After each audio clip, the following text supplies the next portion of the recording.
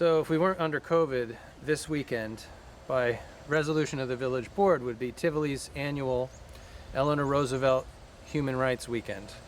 So we've had to change the program this year. We did have our service over there at St. Paul's and a small ceremony at the Eleanor Roosevelt installation, but mostly we're putting forward this video of Larry Cox, former director of Amnesty International America, who happens to have taken up residence in Tivoli for the last decade and loves it here.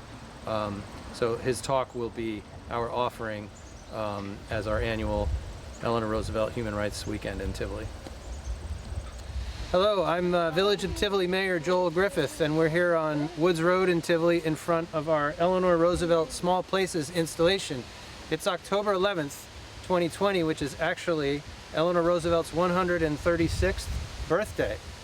I'm here with the Deputy Mayor, Emily Major, our resident from Montgomery Street, Larry Cox, who also led Amnesty International in the United States for many years, and Father Masood from St. Paul's and Trinity Parish. Thank you.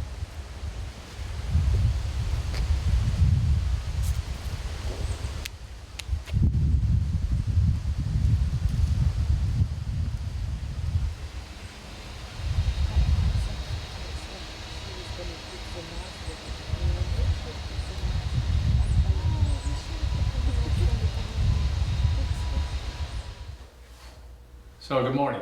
My name is Larry Cox. I'm a lifelong fighter for human rights. I've worked with a wide range of organizations, but mainly with Amnesty International, the largest human rights organization in the world. I was both the Deputy Secretary General in the World Headquarters of Amnesty, and then I was Executive Director of Amnesty from 2006 to 2011. And I'm very happy to be here today talking about human rights in the place that has come to mean the most to me of any of the places I've lived in the world, Tivoli, New York. And it's always good to celebrate the birth and the life of Eleanor Roosevelt, but it feels especially right and important to do it in this place and at this time. This is the right place because Mrs. Roosevelt loved Tivoli, where she recalled spending the happiest years of a very sad childhood. And Tivoli has loved her back by creating a memorial that not only honors her, which would have embarrassed her, but honors the human rights for which she fought all her life. And it's a memorial that also calls on us to continue that fight. This is the right time because we stand at this moment at a critical crossroads for human rights. Since we last gathered to celebrate Eleanor's birthday just 1 year ago, we have been hit, of course, by a vicious and deadly pandemic that raises the most serious questions about our commitment to human rights, our commitment to the right to economic security, the right to health care, and the right to life itself. Since we last gathered, unprecedented fires and storms across our country, indeed across the world, have raised the most serious questions about what we're doing to protect for ourselves and for our children and our grandchildren the very planet we all share. Since we last gathered, we witnessed, sadly, not unprecedented, but particularly brutal police killings of George Floyd and Breonna Taylor and so many other men and women that raise the most serious questions about whether we really believe Black Lives Matter and stand for equal justice for all. And as we gather here around the world, not only do massive human rights violations, political imprisonment, torture, and killings continue, but what Pope Francis recently called myopic, extremist, resentful, and aggressive nationalism is on the rise everywhere. And that raises the most serious questions about the survival of even the oldest experiments in democracy. So at such a time, it's important to remember Eleanor Roosevelt, and to remember that we're not the last generation to have faced overwhelming challenges. And it's even more important to learn from Eleanor Roosevelt, learn how she faced the challenges of her time. Eleanor Roosevelt battled to help this country overcome the greatest global economic crisis in its history. She battled against a sanctioned system of racial apartheid and oppression. And she battled with both a Cold War against totalitarian communism and a world war against fascism. And she emerged from those battles, and then she drew on that experience to lead, while in her 60s, the creation of what she saw as the greatest achievement of her life. And indeed, it is one of the greatest achievements of the human race, the Universal Declaration of Human Rights. So surely, at this moment, when we are struggling with such existential questions, we can best honor her by reflecting on the meaning of that achievement and asking ourselves how we can build on it to win in our time, our battle for the human race and for its best values. So I'm going to try now to contribute to that reflection. On December 10th, 1948, Eleanor Roosevelt stood before the newly created United Nations at what she said was the threshold of a great event for the life of mankind. The General Assembly had just adopted, with no opposition, the Universal Declaration of Human Rights, what Mrs. Roosevelt called an international Magna Carta for all humanity.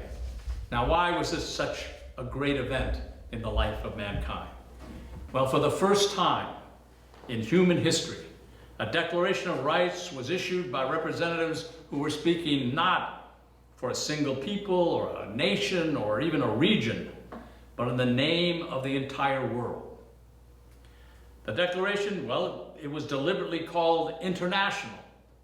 It was deliberately called not an international declaration, but a universal one, because it addressed not just nations, but as it proclaimed, it addressed every individual and every organ of society. In other words, it was a declaration about and for us, all of us, here in Tivoli and in every village, town, and city in every part of our planet.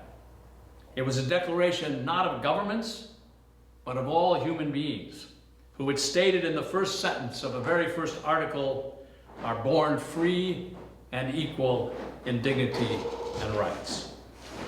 The Declaration then goes on to spell out simply but clearly those most fundamental rights that belong equally to each one of us. No distinction of race, color, sex, language, religion, political or other opinion, national or social origin, property, birth, or any other status can change the rights we have.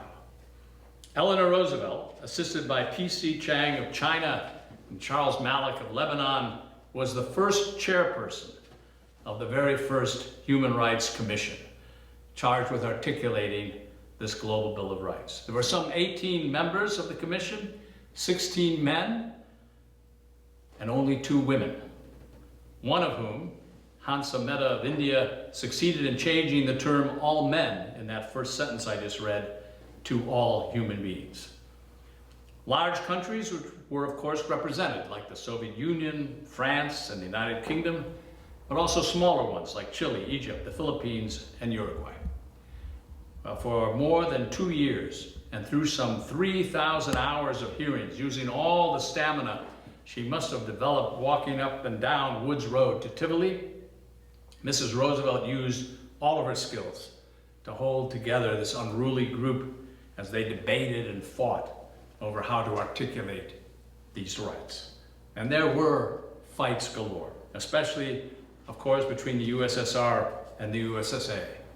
But in the end, they reached agreement on a list of rights that cover every aspect of our lives, that express all that we need to live fully human lives. There are the rights that, if respected, give us freedom from fear. Those are the civil and political rights that are well known in this country. And there are rights that guarantee freedom from want, the economic and the social rights that we in this country 70 years later are still arguing about, and still fighting to achieve. There are also rights that make it possible to pursue, each in our own ways, our cultural and spiritual growth. For the first time, all of these rights, drawn from different cultures, different traditions, are together in one document and are seen as inseparable, interrelated, and interdependent. They are the rights that provide, in the words of the Declaration, the very foundation of freedom, justice, and peace in the world. But what is even more extraordinary about this declaration, what gives it its transformative power, is where these rights are said to come from. Well, this is not a declaration that gives us our rights. This is a declaration which only recognizes the rights we already have, the inalienable rights essential to our inherent dignity. We are born with them, which means that before they get put into treaties and constitutions or laws, they are located in our very being. And because this is this being each of us shares with all other humans, an attack on any one person's rights is literally an attack on all of us. An assault on a man or a woman or child, whether down the street or millions of miles away, is an assault on us. That's why the core demand of the Declaration is that each of us has a duty to respect and fight for the dignity and rights of every other person. With this assertion that the rights belong to each of us and all of us together, the Declaration shifts power from governments to each member of the human family, to whom every government, large or small, is accountable. Most important, this is the most important part, not only do governments not give us these rights, but no government can take them away. They can violate them, and they do, but they cannot take them away. The only role assigned to governments, and indeed it is a duty by the Declaration, is that they protect, promote, and help us realize our rights. This is what makes the Universal Declaration such a big event, such a big deal, so powerful and so far-reaching. But it's also what made it so challenging to the governments that were being asked to approve it. Indeed, many of those governments thought it was dangerous. And they knew it was dangerous because so many of them, including the most powerful ones, like the one that Eleanor Roosevelt represented, were fully aware that in 1948, by law and practice, they were systematically violating the very rights they were being asked to proclaim. And that's the reason many leaders in those governments were so alarmed by what Mrs. Roosevelt and others were preparing. The governments with colonies like Great Britain and France were not happy about a declaration that said their subjects in Africa and Asia had the same rights as their citizens. The Soviet Union was not happy about a declaration proclaiming the rights of individuals as supreme and not the right of an all-powerful government to do whatever it wanted to those individuals. And in the United States, there were those in the government and in the Congress, particularly but not only Southern Democrats, who were terrified of a declaration that said all people have equal rights regardless of race or national origin, because they knew that the United States at that moment operated with its own ugly form of racial discrimination, racial apartheid, widespread and often violent practices against people of color.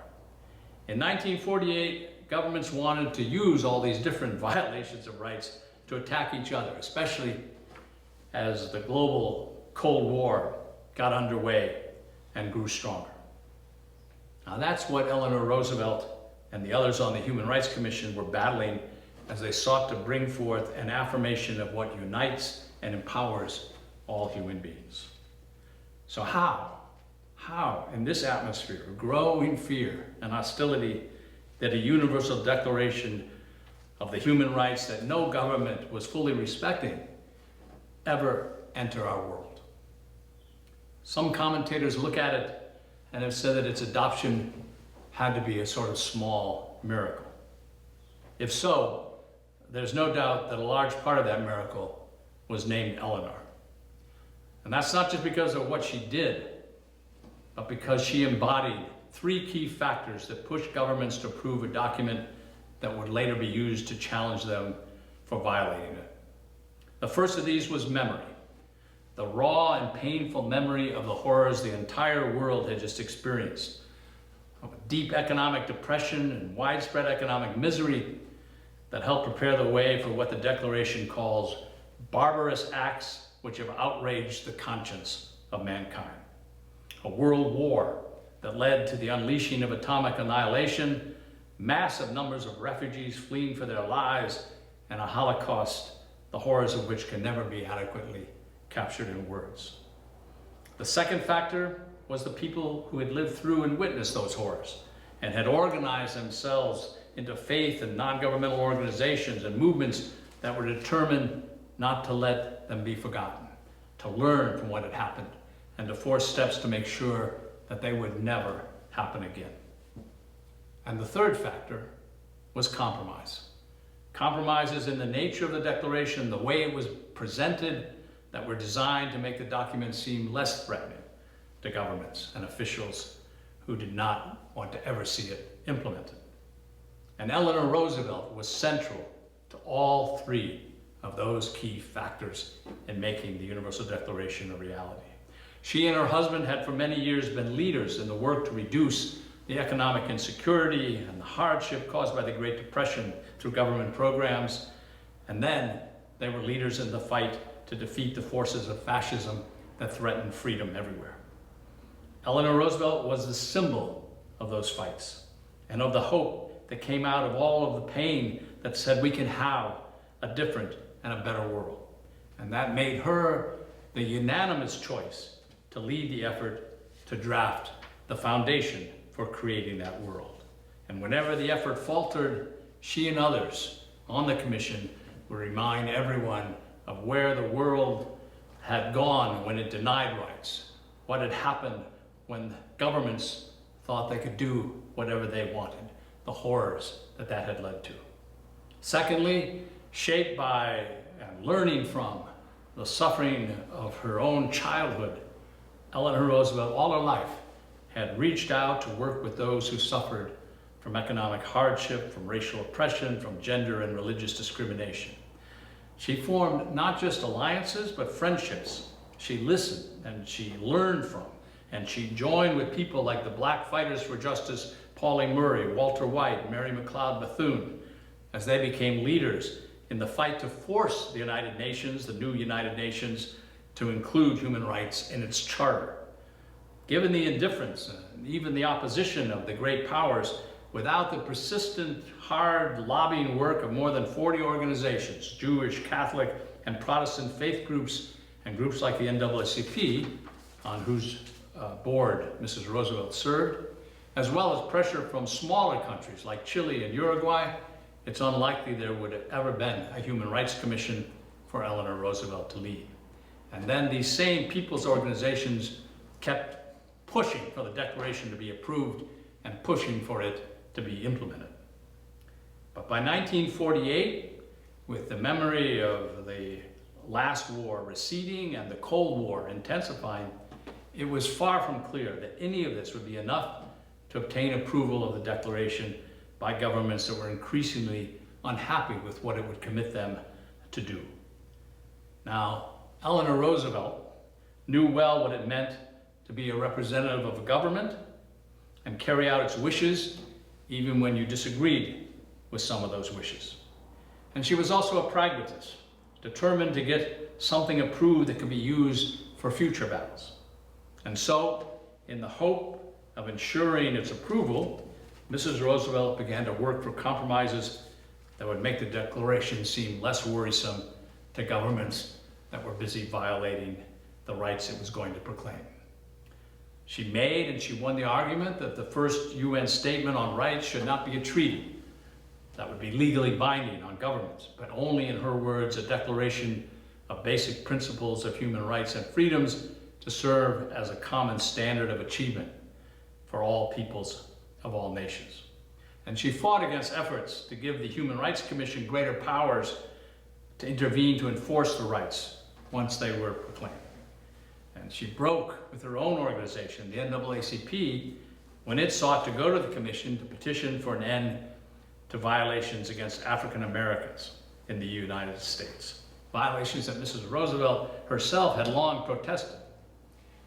And most troubling, she even went out of her way to ensure Southern Democrats that nothing in the Declaration would be used to intervene against practices on criminal justice, voting, and education in their states. These compromises must have been as painful for Eleanor Roosevelt as they were for many people who admired her. She certainly knew from a lifetime of firsthand work and solidarity with those who suffered how important and difficult it would be to get respect for the rights that were being proclaimed. But she must have reassured herself that the adoption of the Universal Declaration was only a first essential step, and that it would make possible other stronger steps to soon follow, including treaties that would give it legal force. And she had faith. Faith that the key to advancing and enforcing human rights would not be the documents themselves, but how those documents empowered and inspired people to demand their implementation. Documents like the Universal Declaration, she said, carry no weight unless the people know them, unless the people understand them, unless the people demand that they be lived.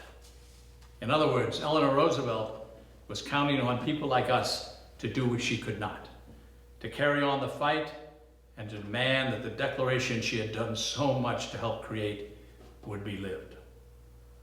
That was her faith. And for a long time, it looked like her faith was misplaced, that the cynics and the pessimists were right.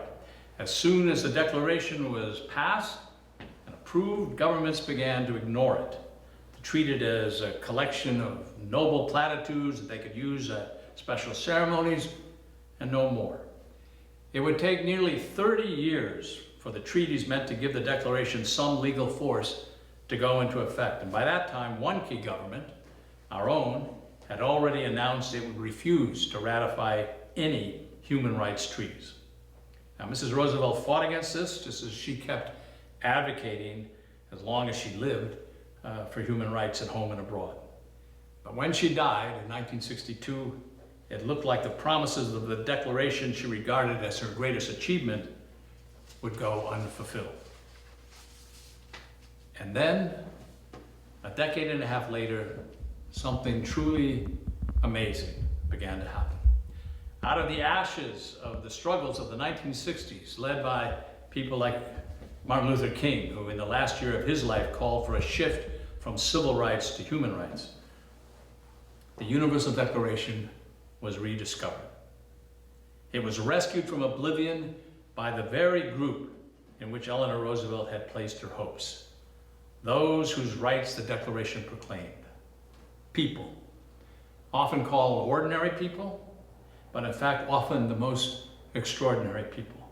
Individuals around the world living under great oppression, who risked everything, including their lives, to draw attention to the specific and horrific ways their governments were betraying the promises they had made in 1948. And those people got support and solidarity from other people who began to make demands.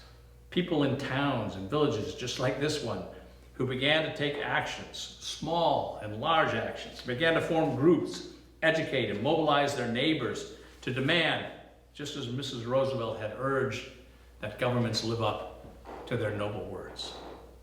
This was the birth of something new and unexpected that took off in the 1970s, a global human rights movement.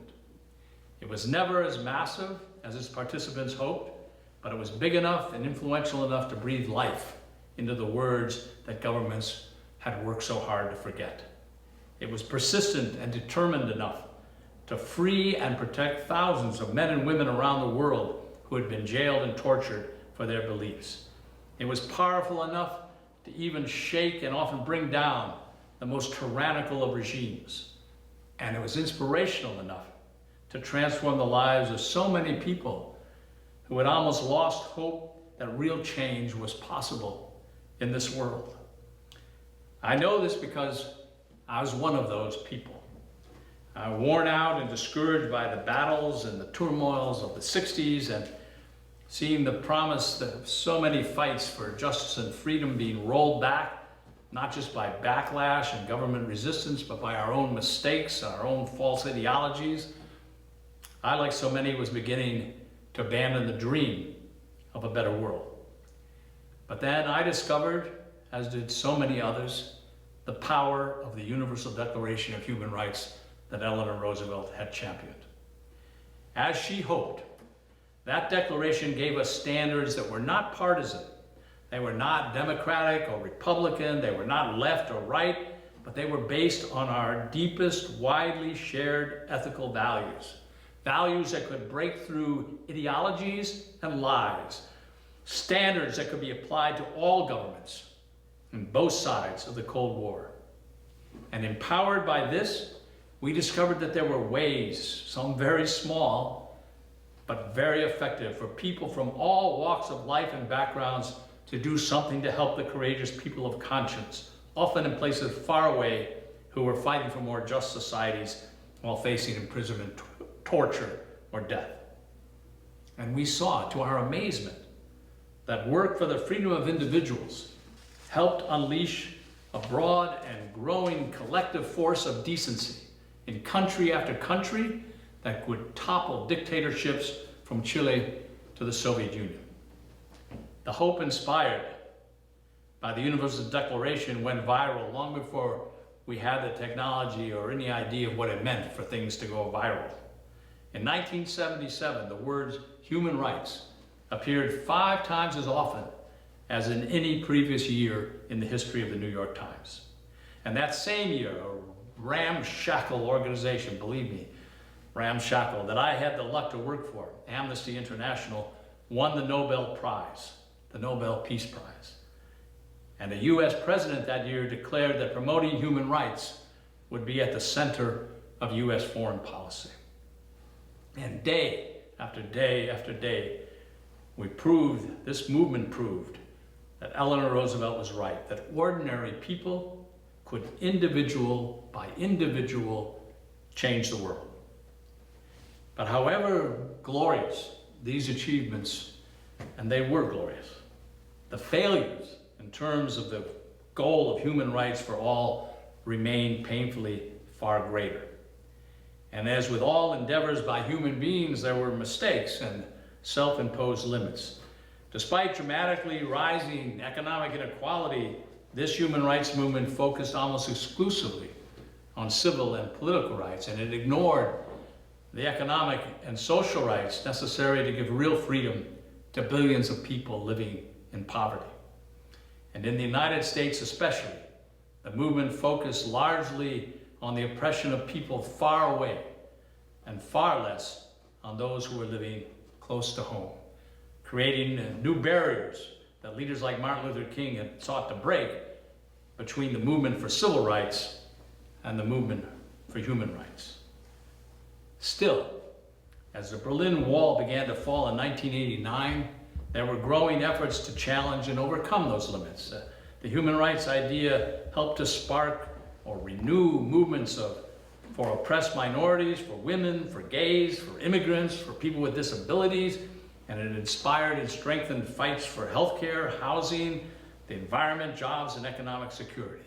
And as the cracks for freedom around the world grew wider, there was an explosion, a real explosion of new human rights groups and human rights voices all over the globe, exploring new ways to fight and growing the hope that a truly global human rights movement would emerge to fight for all the rights of the Universal Declaration, all the rights for all people. That hope was not realized. Instead, we saw genocides once again take place, carried out with no effective response to stop them. With the end of the Cold War, many governments, considered supporters of human rights, began to concentrate more and more on creating wealth for a few rather than advancing greater justice and equality for all.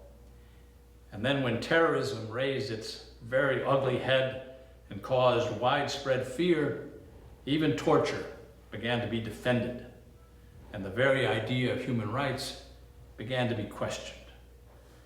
The movement for human rights began at best to stand still. And as Eleanor Roosevelt noted and said, with the field of human rights, to stand still is to retreat. Why did this happen? Well, there are many reasons. But perhaps the most important to think about today is that so many of us human rights activists, and this is a self-criticism, began to forget what Eleanor Roosevelt never did. That, as she said, the power of human rights does not come from governments and documents that they proclaim, but it comes from us. It comes from the actions of people demanding that they be lived. And without that, these documents have no power. And that brings us at last back to where we stand today, often feeling despair as we see cruelty and indifference to suffering seemingly triumphant. And we do see that. But I'm happy to be able to say honestly that if we can try to look with the spirit of Eleanor Roosevelt, we can also see something else, something new, something hopeful. We can see what may well be the beginning of a new kind of movement for human rights, all around the world, and right now, and right here. This movement may not necessarily look like the movement for human rights did in the 1970s. Many of those taking part of it can't quote articles from the Universal Declaration. They don't even see themselves as belonging to human rights organizations or being human rights activists. The movement this time around is being led by people who are fighting for others, but also fighting out of their own experience of having their own rights violated. Now, it's far too early to know if people moving in different ways to advance rights and justice and equality will be able to work together and forge a common vision and common objectives. All that can be said right now is that something is happening, and that it looks like the way that movements for human rights begin. You know, regular people learning the situation and saying the names of people who are suffering or have died in intolerable ways because they've been denied the most basic of rights, and then responding with whatever actions they can to stand with these people, to help these people, people they've never met, but who they now begin to treat as if they were members of their own family, which of course, in some very real sense, they are. You can see this new kind of movement. You can see it around. You can see it in people working to get masks and other important equipment to first responders. You can see it in people working to get food and health care to people that have been afflicted by this terrible virus. You can see it in people trying to get legal help for human beings evicted from their homes and other human beings evicted from the country in which they're living. You can see it in people working to ensure that everyone has a real right to vote and can use that right. And you can see it, you can see this new movement perhaps most of all in people of all races and all ages and political views responding to the unnecessary police killings by taking to the streets in the largest and most sustained protests in U.S. history to insist that indeed Black lives do matter, that human rights still matter and must belong without exception to every single human being, and especially those who've been denied those rights the most for so long. And you know, you can see it too in our own village, in Tivoli, where a difficult but important dialogue has begun and is continuing. A dialogue about how best to build a community of greater justice, equality, and love. We can't know for sure exactly what Eleanor Roosevelt would have said as part of the dialogue going on in Tivoli. It's hard to imagine hearing her voice on Zoom. but we will always know why she thought dialogue like that is so very important. For underneath her image, which is in the memorial installation that we have constructed near the church where she developed her faith, these words are written. These words that are almost certainly addressed to each one of us, that may have been written specifically with the Tivoli that she loved in her mind. She wrote and said, "Where, after all, do universal rights begin? In small places, close to home, so close and so small that they cannot be seen on any map of the world. Yet they are the world of the individual person. The neighborhood he lives in, the school or college he attends, the factory, farm, or office where he works. Such are the places where every man, woman, and child seeks equal justice, equal opportunity, equal dignity without discrimination. Unless these rights have meaning there, they have little meaning anywhere. Without concerted citizen action to uphold them close to home, we shall look in vain for progress in the larger world." May these words carry us forward as we continue to fight and work for human rights for everyone. Thank you.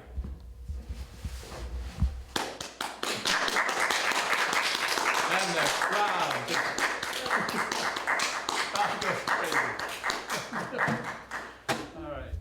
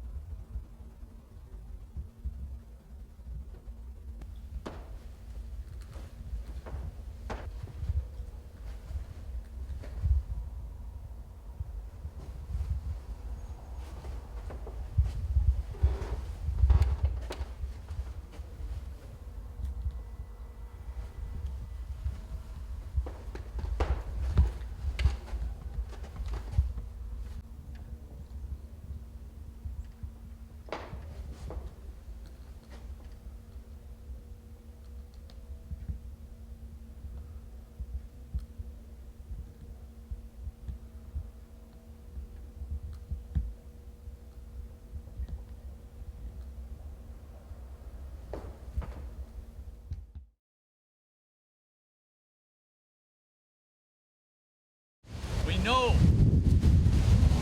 because in this place, right next to the church where, as we just heard, her faith was grown and strengthened. We know that she had a message that she gave shortly after the Universal Declaration, but which speaks and is meant to speak to all of us here, because we have these words: "Where, after all," she said, "do universal rights begin?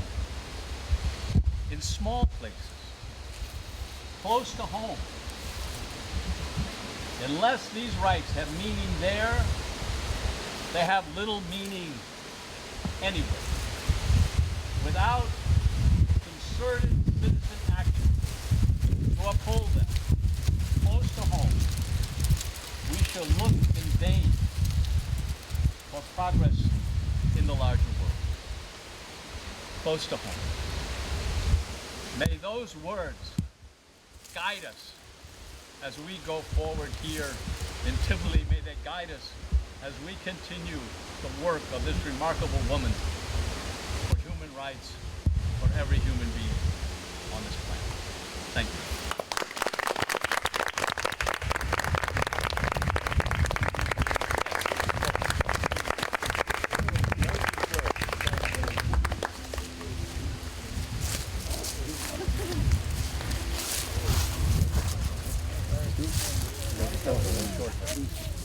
Oh my God.